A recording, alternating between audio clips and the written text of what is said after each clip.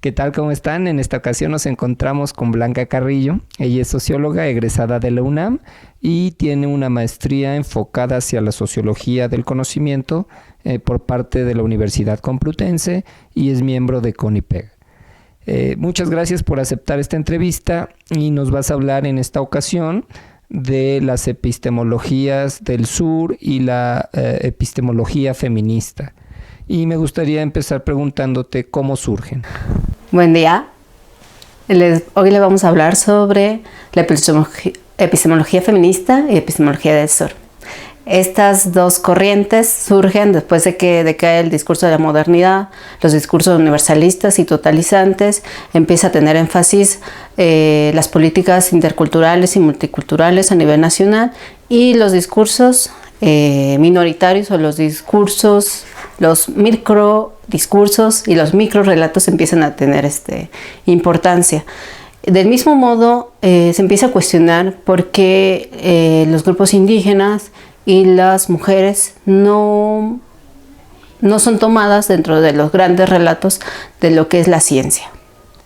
En este sentido, también otra de las cosas que empiezan a tener importancia sobre esta epistemología es la reciente independencia de África y de la colonialidad europea y norteamericana, y también empiezan a tomarse en cuenta los derechos humanos a nivel cultural, a nivel científico y a nivel de la diferencia, ¿no? Entonces, estos discursos van a ser tomados en cuenta para que, por un lado, los pueblos indígenas empiezan a rescatar los conocimientos indígenas, defender los derechos a la autodeterminación culturalmente, y por otro lado, las mujeres van a tomar en cuenta porque ellas mismas el estudio de su cuerpo y las implicaciones que tiene esto. Bueno, estas preguntas y estos cuestionamientos a por qué no se incorporaron los pueblos indígenas son retomados por Miguel León Portilla, Albert Memmi, por Sartre y muchos otros autores, y dan cuenta dentro de la historia cómo es que sí existieron las bibliotecas prehispánicas. Incluso se dice que el castillo de Nezahualcóyotl era una biblioteca enorme, ¿no? Incluso también dentro de la historia que cuenta Todorov sobre la conquista de América, se va a hablar en un apartado que habla sobre Cortés, que Cortés mandó decirle al rey que no necesitaba que le enviara médicos. ¿Por qué? Porque los pueblos indígenas ya contaban con un suficiente conocimiento en medicina, en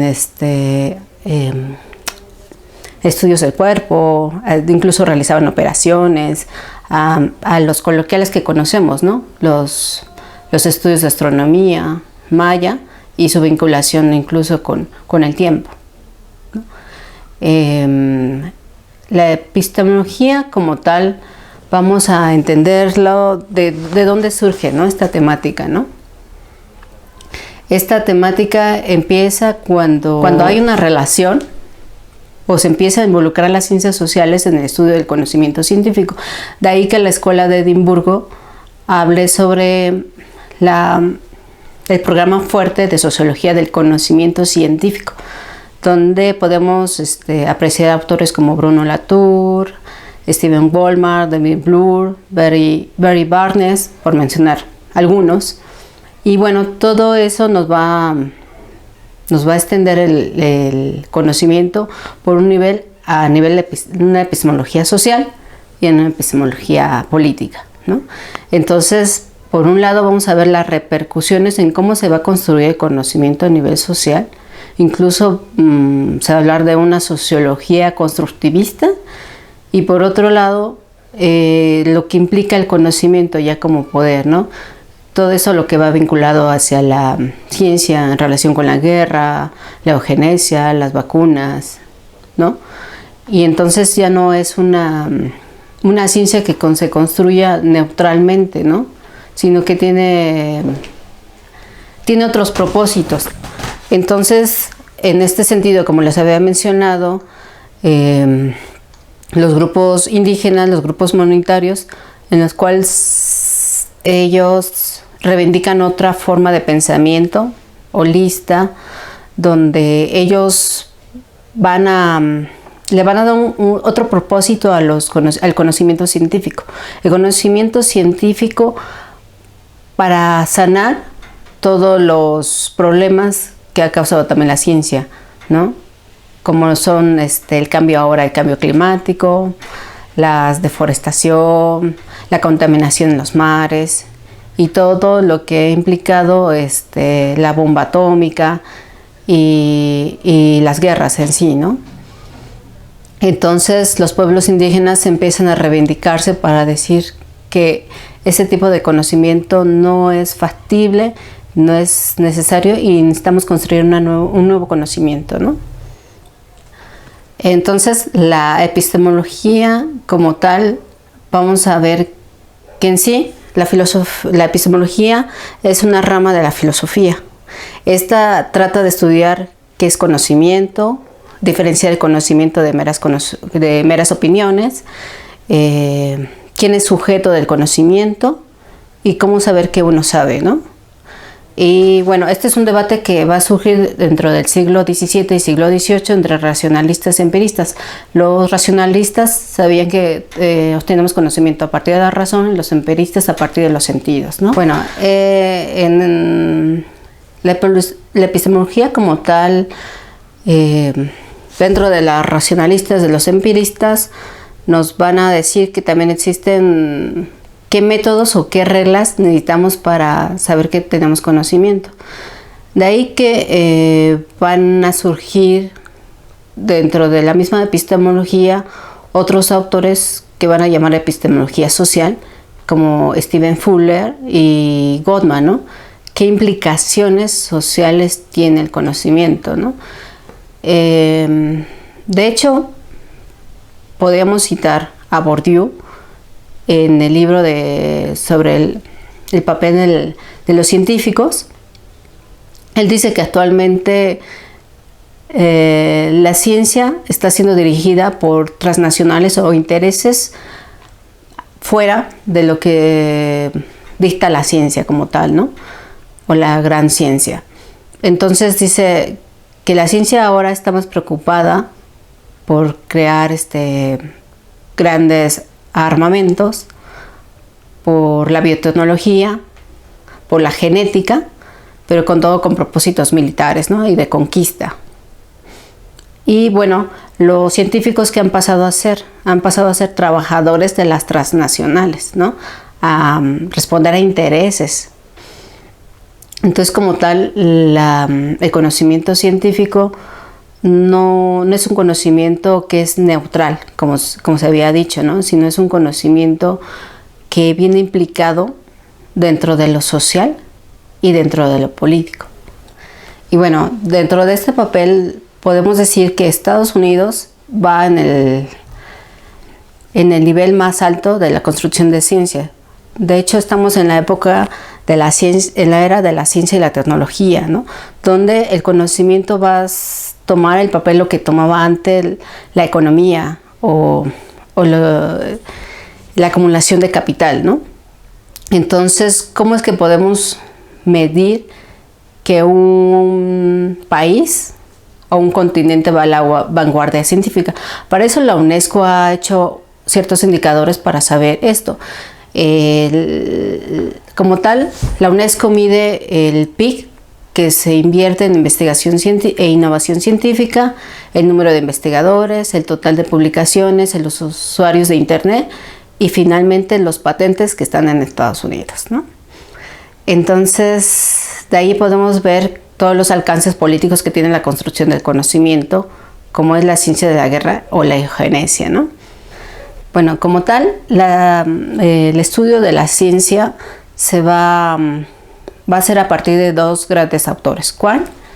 a partir de dos dogmas del empirismo, donde está a favor de una posición pragmática e instrumentalista del conocimiento dentro del sentido común, y Kuhn en la estructura de las revoluciones científicas, en el contexto de descubrimiento y el contexto de justificación. Asimismo, el aporte de Feyerabend, el Tratado contra el Método, y Rorty, ¿no? En ese sentido, van a poner el papel científico como el centro de investigación en las ciencias sociales, ¿no? Y van a invitar a la sociología, a la política, a la psicología y a la antropología en el estudio científico. En este sentido, John Cetina, junto con Bruno Latour, van a ser de las primeras investigaciones en las cuales la antropología va a cundir como una ciencia fundamental en el estudio de los laboratorios y de los científicos, en donde, con la pregunta de dónde se está construyendo el conocimiento, ¿no? En este sentido, se hace etnografía en los laboratorios y se da cuenta como tal que la construcción del conocimiento no es como nos dictaron la Royal Society cuando se creó, que creó unos métodos estandarizados de cómo crear conocimientos y así como unos pasos. Sin embargo, a partir de la historia de la ciencia, nos va a dar cuenta que ni siquiera Newton, cuando intentó demostrar los prismas, o ni siquiera el debate que hubo con el Leviatán sobre la bomba de vacío, que hubo más intereses políticos en definir quién había hecho la bomba de vacío, y con Newton, o sea, como era el favorito de la reina, Newton podía hacer lo que sea, en tal sentido que la demostración de sus prismas, él no siquiera sabía si había seguido un proceso, quería que todos lo siguiéramos, pero cuando se trataba de repetir la experimentación no se lograba como tal que salieran sus prismas, pero como había intereses políticos de por medio, pues aceptó que Isaac Newton fuera el que había hecho los prismas. Entonces, del mismo modo, Cetina y Bruno Latour van a demostrar con este estudio antropológico que la ciencia como tal no se construye alejado de los intereses del sujeto del conocimiento, y la objetividad no es neutra, sino que la objetividad deviene quién les paga, los laboratorios, quién los financia, y 3, la forma en que se está construyendo el conocimiento es un conocimiento probabilístico. ¿Por qué? Porque aunque los resultados no sean 100% fehacientes, con ciertas incertidumbres se deja como tal. Y de ahí se construyen leyes, se construyen teorías, se construyen medicamentos, se construyen estas bases genetistas. Incluso ahora tenemos un tema muy interesante en Estados Unidos que está pasando con la patentización, ¿no? Y que de hecho puede ser como más demostrable cómo es que esta relación entre conocimiento y poder, ¿no? La patentización, si nosotros lo conocemos como registrar un descubrimiento, registrar una vacuna, como fue lo de H1N1, registrar ciertos elementos que son importantes para los seres humanos. Sin embargo, ahora en Estados Unidos habla sobre la patentización de cuerpos. Esta patentización de cuerpos hace que si un sujeto tiene una enfermedad rara o un virus raro, pues pierde toda autonomía sobre su cuerpo y sobre su persona. Y entonces pasa a ser propiedad y objeto completamente de los laboratorios, que se van a encargar de investigar por qué en este sujeto se está dando tanto este virus y tratar de crear vacunas o alternativas de solución. Pero entonces el sujeto es tomado como si fuera un chimpancé. Y entonces en ese sentido podemos ver que el conocimiento, la ciencia como tal, no es tan buena o tan sana como nos lo hacen ver, ¿no? O que no tiene objetivos de ayudar a la humanidad. En este sentido, ya con los estudios postcoloniales,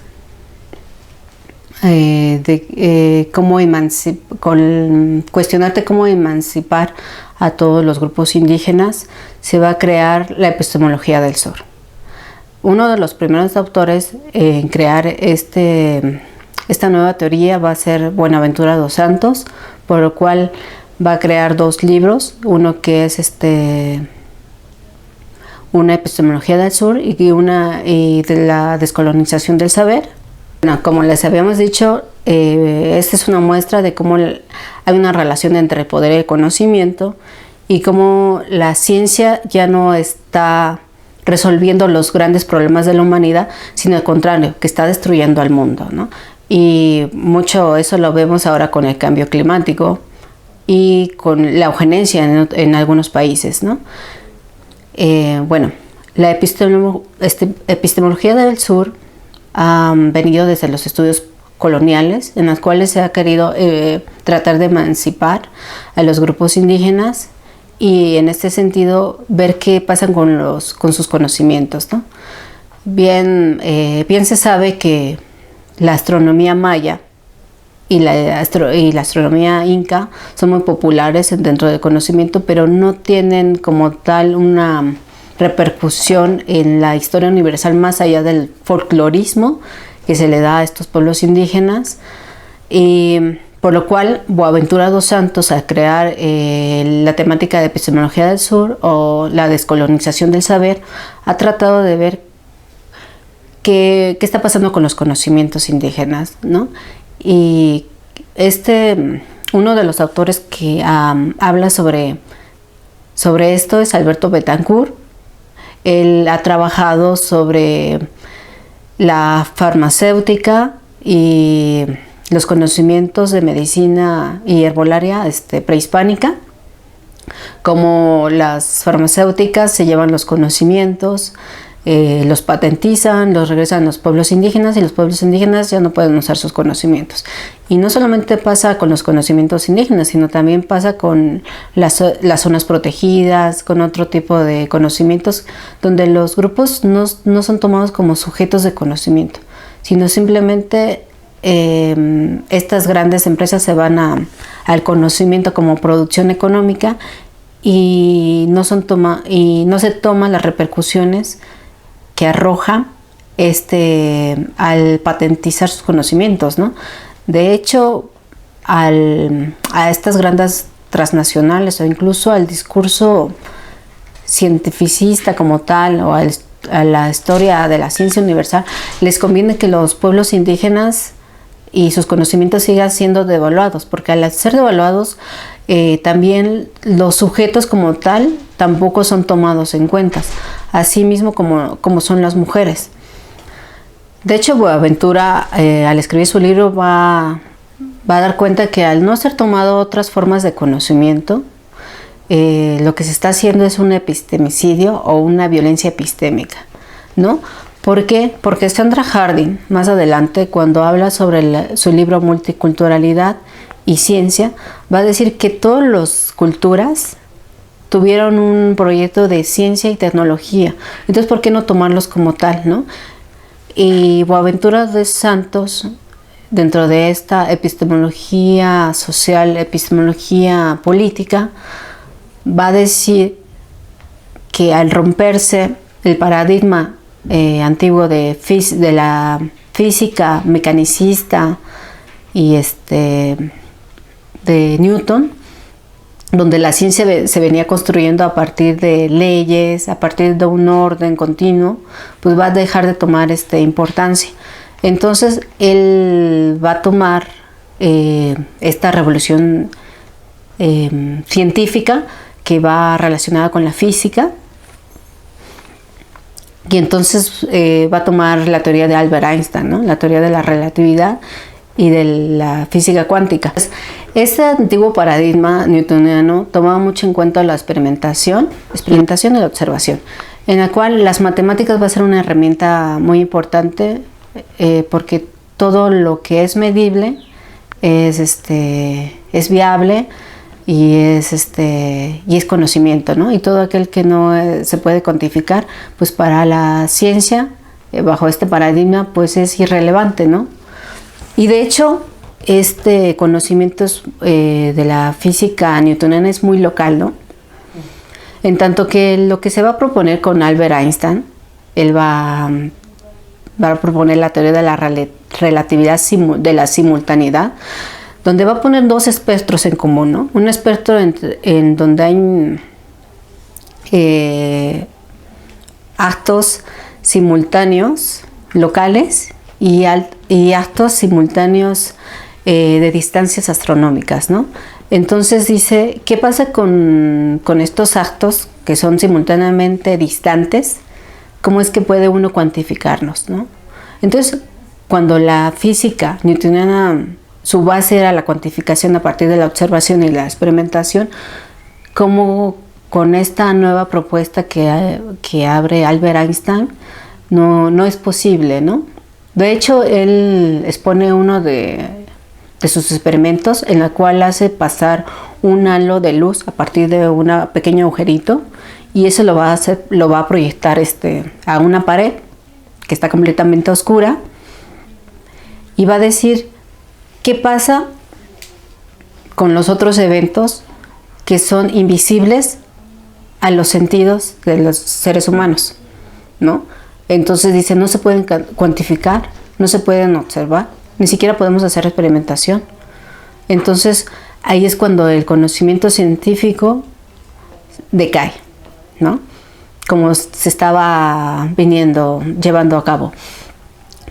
En cuanto con la otra propuesta de la mecánica cuántica, este es tomado a partir de una observación de partículas, en donde esta observación no nos permite observar a todas las partículas en su espectro, sino simplemente nos permite observar a una, tener errores de observación, y si queremos sanear las observaciones de las otras partículas, pues tendríamos que dejar un marco de error mucho más grande, ¿no? Entonces dice la propuesta de la mecánica cuántica de Bohr que no es factible observar sin tener intervención en las observaciones y tener observaciones probabilísticas, ¿no? Entonces dice, ¿cómo es que construimos leyes o construimos teorías si tenemos conocimiento probabilístico? Entonces, de ahí, en este sentido, la propuesta de Boaventura dos Santos en Epistemología del Sur va a tratar de tomar en cuenta la sociología. La sociología la va a llamar la sociología de las ausencias. ¿Por qué? Porque va a construir un nuevo concepto de realidad, donde es una realidad más local, más factible, a partir donde se construye y se retoma el sentido común, se toma el sentido de la importancia de las experiencias. Entonces ahí los conocimientos de los pueblos indígenas tienen cabida. ¿Por qué? Porque ya no se propone una ciencia progresista en un tiempo lineal, futurista, sino se retoma un conocimiento en el presente, un conocimiento que pueda ayudar en el ahora, no en el futuro. ¿Por qué? Porque entonces dejamos de tener muchas intervenciones de poder, y entonces la perspectiva que tienen los pueblos indígenas es de restaurar todos los daños que ha tenido la ciencia en el mundo. Bueno, y todo es lo que quiere demostrar Boaventura dos Santos, ¿no? En su propuesta de Epistemología del Sur y Sociología de las ausencias, o conocimiento de los ausentes. Aquí el conocimiento ya no va a ser universalista, ya no va a ser total, sino que va a ser local y parcial. Y esto también va a ser tomado después por los estudios feministas, en la epistemología feminista y todas las teorías nacientes. La epistemología feminista nace en los estudios de la ciencia con perspectiva de género, conocidos como estudios feministas de la ciencia en los años 70. Esto nace en los pequeños grupos que se hacían en los movimientos de los 70, en donde las mujeres no van a quedar muy acordes con los grandes discursos que se hacían sobre sus cuerpos, sobre la maternidad, sobre el amor maternal, sobre todo este tipo de determinaciones a las que la ciencia se prestaba como discurso mítico y racionalizante de verdad, ¿no? Entonces, la epistemología de la ciencia va a tratar de ver si la ausencia de las mujeres en los relatos, en los macrorrelatos de la ciencia, ha tenido alguna repercusión, ¿no? Entonces, para cual va a tomar dos preguntas muy importantes: ¿cómo es que influye el género sobre los métodos, conceptos, teorías? Y por otro lado, ¿cómo es que la ausencia de las mujeres determina sobre las decisiones que se tomaron dentro de la ciencia? Entonces, el papel de las mujeres en ese sentido dentro del conocimiento científico y la epistemología feminista como tal va a ser dentro de la objetividad, la racionalidad, la neutralidad, la universalidad, así como la estructuralidad de la autoridad epistémica, ¿no? Cómo es que se ha llevado estos macrorrelatos, para construir un tipo de mujer, ¿no? De ahí que tenemos autoras como Sandra Harding, Donna Haraway.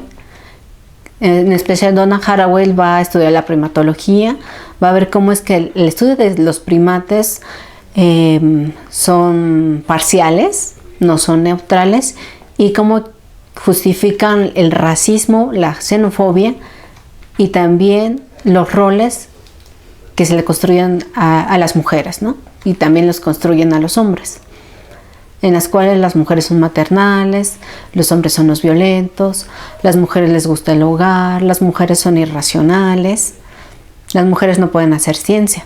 Incluso mucho dentro de la historia de la ciencia se va a decir, por un lado, que las mujeres nunca participaron en la ciencia, o por otro lado, se va a decir que las mujeres se incorporaron al conocimiento científico, pero ya mucho más tarde, ¿no? Sin embargo, tenemos cuenta desde el año 1300, con Trótula de Palermo, que va a ser la primera ginecóloga.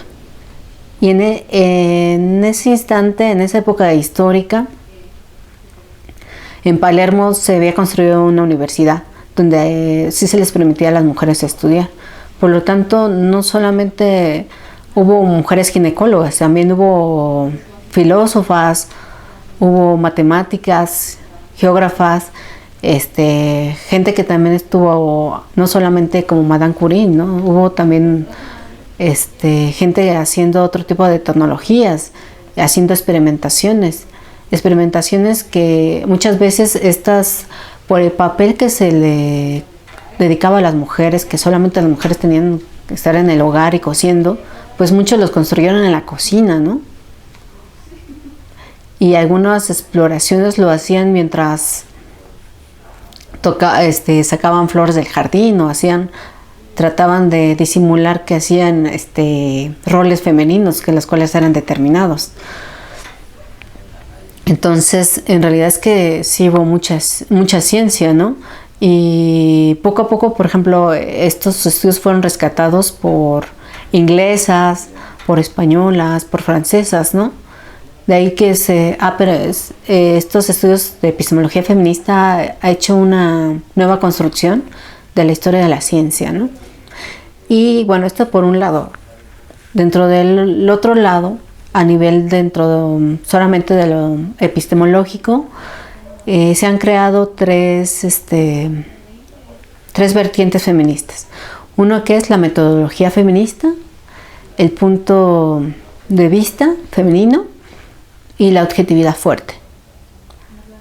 Y otro que es comparten con la epistemología del sur, que son los conocimientos situados, ¿no? La objetividad fuerte Esta es desarrollada por Sandra Harding, en la cual se dice que, bueno, la objetividad depende también, no hay un parámetro, o hasta este momento no hay algo que nos diga que hay una separación entre el sujeto y el objeto de investigación, ¿no? Por lo cual dice que no dejemos de construir o de tener esas reglas tan estructuradas como lo venía haciendo el conocimiento científico coloquial, ¿no? Y vengamos a ver que en la objetividad fuerte importan los sujetos, ¿no? Y a las feministas como tal nos importan las mujeres. Por lo cual las feministas en la intervención de la ciencia se han dedicado a estudiar mujeres, ¿no? Y han visto cómo es que el estudiar mujeres ha rescatado también otros conocimientos, ¿no? Entonces, dice, la ciencia ya no se estudia sin sentimientos, ¿no? Sino la ciencia se estudia con compromiso y con afectos, con emociones. En tanto, el punto de vista femenino, que también es desarrollado por Sandra Harding, en él se habla cómo es que el punto de vista construido desde una postura marxista, en donde de ahí nacen y devienen todas las categorías desarrolladas dentro del marxismo, que es clase social y género y grupos étnicos, ¿no? Entonces, esos tres indicadores nos va a permitir un punto de vista muy distinto, ¿no? Incluso, como decía Rigoberto Menchú, porque así me nació la conciencia, ¿no? En su libro, en donde dice, yo soy discriminada por ser mujer, por ser pobre y por ser indígena, ¿no? Entonces ahí se fundamentan los 3 puntos de observación de los temas que no son temas estandarizados, ¿no?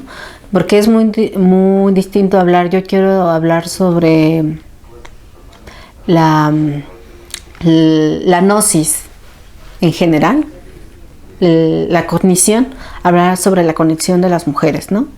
Y qué investigaciones nos puede arrojar hablar desde las mujeres, ¿no? La cognición de las mujeres o la pobreza de las mujeres. O el feminicidio, que ahora es como muy actual y que está afectando a cientos de mujeres, ¿no? ¿Por qué no existe masculinicidio y por qué sí existe feminicidio como tal, ¿no? Entonces, esto nos va a permitir y enriquecer los temas de investigación, ¿no? Este punto de vista feminista. Dentro de la metodología feminista como tal, las feministas, al estudiar la ciencia, han visto que se pueden crear nuevas formas de metodológicos, ¿no? Donde ya los pasos ya no son tan rigurosos, sino que los pasos ya son más flexibles, más locales, y donde las mujeres dejan de fungir como legos, ¿no? Donde solamente eran receptoras de conocimiento, sino que se hace una construcción constructivista de conocimiento. Otro de los puntos dentro de la epistemología feminista va a ser los conocimientos situados. Estos son más desarrollados por Donna Haraway, en los cuales va a decir que los conocimientos situados son parciales y locales y se distinguen de la totalidad y del universalismo en los cuales estaban siendo tratados por el conocimiento científico. Entonces, esto nos va a permitir rescatar no solamente los conocimientos locales, sino que los mismos pobladores de ese conocimiento nos van a decir para qué sirve ese conocimiento. Como por ejemplo, cuando uno de los grupos indígenas usó la rosa para volver a rescatar los suelos que ya habían sido reforestados y que con ninguna otra técnica científica y avanzada tecnológicamente habían sido rescatados, sino hasta que dentro de la historia a este individuo a esta persona indígena se le ocurrió rescatar uno de sus conocimientos prehispánicos y vieron que sí era factible. Y del mismo modo se están utilizando muchos conocimientos científicos indígenas para rescatar el planeta, ¿no? Y todas las reproducciones que ha hecho la ciencia. Y bueno, hasta este momento sería todo en cuestión de la explicación de la epistemología feminista y epistemología del sur. Sin embargo, quiero invitarlos a escuchar el nuevo proyecto en el cual participa CONIPET, que es un proyecto de radio con CEDERET de la Ciudad de México, en el cual vamos a participar con ciencia indígena, porque creemos en el proyecto como tal, y por lo cual se va a hacer una serie de invitaciones a autores que han trabajado a la ciencia y la ciencia indígena como tal, y todas las repercusiones, ¿no? El uso en la medicina, el uso en la partería, el uso en el tratamiento de flores, cómo incluso cambia la postura de la salud, ¿no? Ya no es una salud que solamente física como la conocemos con la medicina alópata, sino que es una medicina que viene saneando lo físico, lo emocional y lo espiritual, ¿no?